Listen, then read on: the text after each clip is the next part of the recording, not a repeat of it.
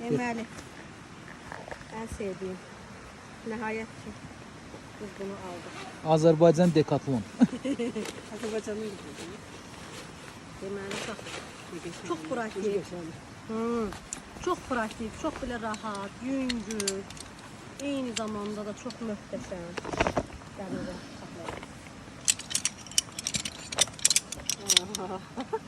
2 dəqiqə stol lazım. Yəni hə, 2 dəqiqə hazır. Mənim balım deyə oynamağa. Baxın. 2 də bundan lazımdır. Motion ama bunun materialı nədən düzəldirlərsən? Hazır. Değil mi? Karbonlu nədir? Şimdi oturduk. Şimdi bir tane de bunu. Təsəvvür gör ki, məni belə saxlayır. Yəni 3 dənə çubuq məni saxlayır. Bundan o şeydə var idi o. Onda var idi qiymətli şeydi də. 45'e dedi yani şey. Nasıl böyle bakmış. Of.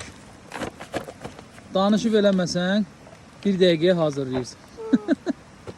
Çok. Hə. Dağda, meşədə, şəhərdə. Mübarək. Teşekkürler. Çok rahat yiyor.